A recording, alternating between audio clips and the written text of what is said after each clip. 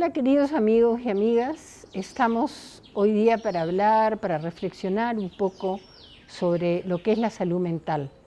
Estamos todo el tiempo hablando de cómo esta pandemia va a repercutir y ya está repercutiendo en nuestra salud mental. Y nos preguntamos a nosotros mismos si nosotros estamos sufriendo en nuestra salud mental y si los que nos rodean también.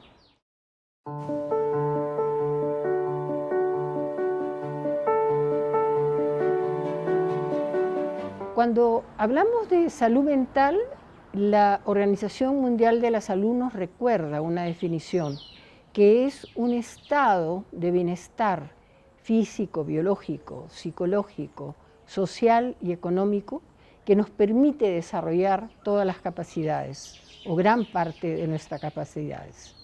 Y generalmente cuando nosotros hablamos de salud mental, cuando el común de la gente habla de salud mental, se refiere a personas que pueden tener trastornos graves, es decir, enfermedades mentales serias, que las hay y obviamente hay que afrontarlas y se debe tener cuidado, digamos, desde el Estado con personas que no pierden sus derechos.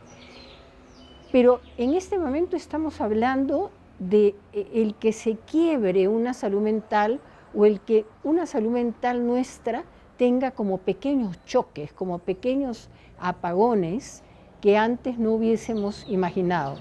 Aún las personas que tenemos el privilegio de tener una comida asegurada, un techo, un trabajo.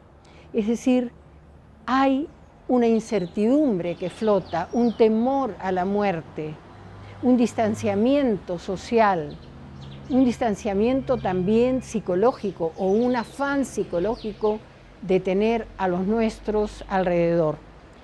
Todo ello constituye esa salud mental de la cual habla la Organización Mundial de la Salud y que realmente se ve afectada.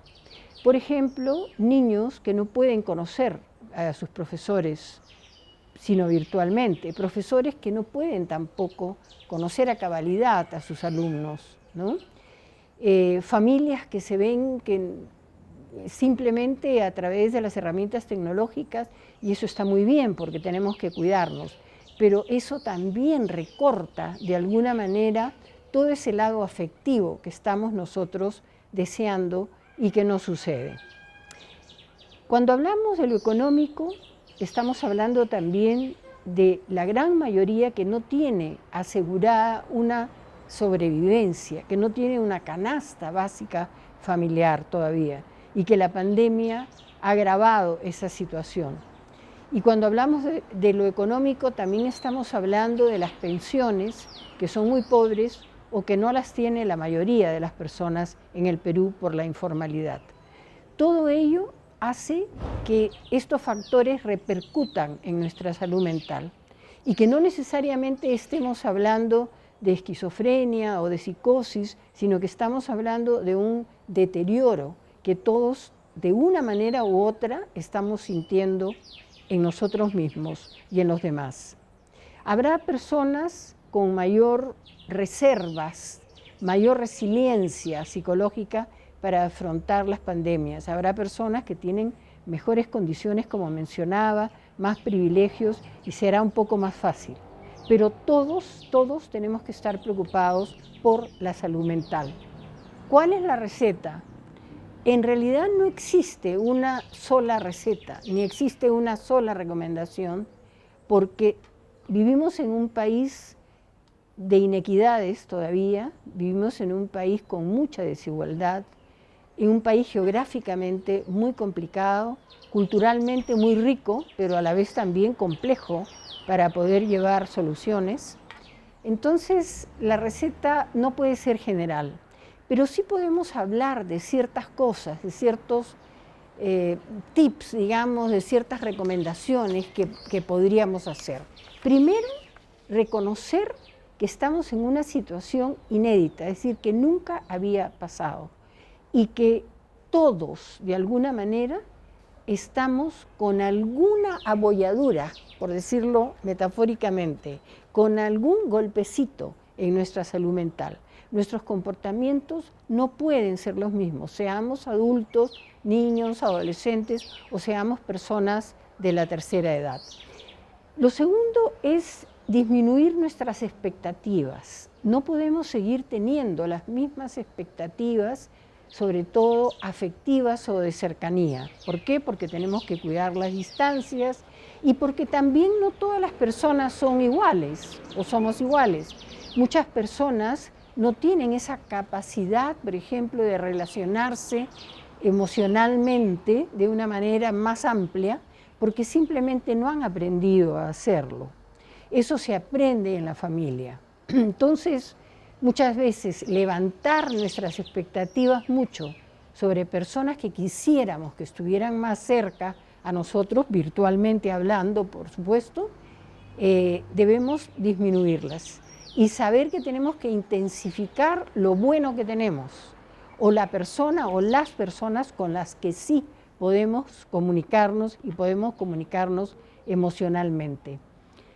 Tratar de hacer algo por los demás, creo que eso es fundamental. El altruismo, incluso la piedad, incluso digamos, la compasión, son valores y son sentimientos que pueden no solamente sentir al otro mejor emocionalmente y con una salud mental un poco recuperada, sino que también a nosotros nos hace sentir con una salud mental mejor. ¿Por qué? Porque entendemos que la vida nuestra tiene un motivo, tiene un propósito, tiene una trascendencia. El hacer algo por los demás nos dice que estamos por algo, ¿no? Y que por algo estamos mirando a personas que realmente están necesitando también de nosotros, de diversas formas. No hablo solamente de lo económico. Nos encontramos también en una situación donde las expectativas sobre el crecimiento económico tienen que ser realistas. No tratemos de forzar las cosas que realmente no podemos forzar o culpar a otras personas de lo que está pasando en el país. Si cada uno de nosotros hace lo mejor, yo creo que eso es lo que tenemos que hacer para tener una salud mental mucho más, digamos, prometedora.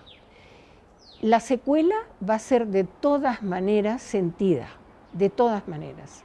Niños que han estado por mucho tiempo en un encierro, que no se explican, por ejemplo, por qué no se pueden acercar, abrazar a una persona adulta, un distanciamiento realmente forzado, ¿no? Adultos mayores que felizmente hoy día se están flexibilizando las normas porque también han tenido un aislamiento bastante grave y eso incrementa la depresión, ¿no?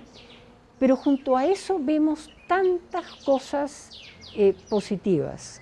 Por ejemplo, la Casa de Todos, que se ha hecho en Lima, el recoger realmente a personas sobre todo de la tercera edad y marginales y darles un espacio, ¿no?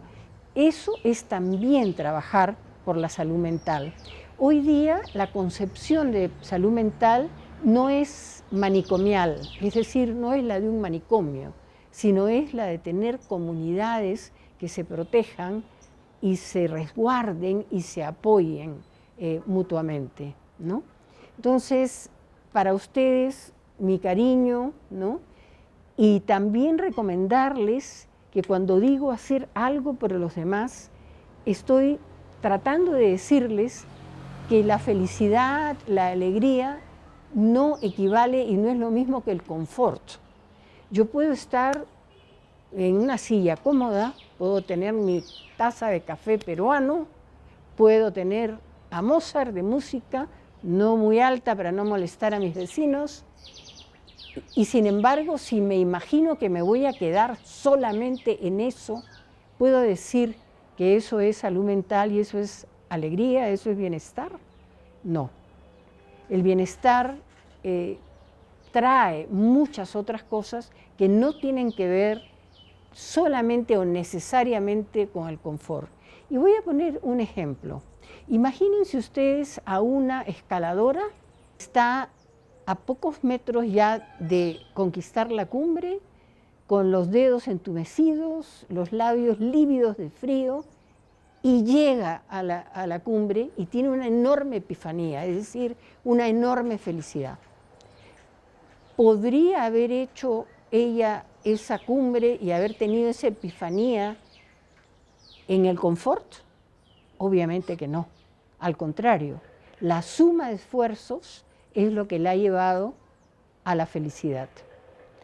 Entonces, no confundamos el estar bien objetivamente, que también es importante, con lo que es una alegría interna del servicio a los otros y del sentir que hoy día tenemos menos muertes, felizmente, que hay personas que están siendo mejor atendidas y que cada uno de nosotros tiene éticamente una responsabilidad por esa salud mental del país. Gracias, hasta pronto.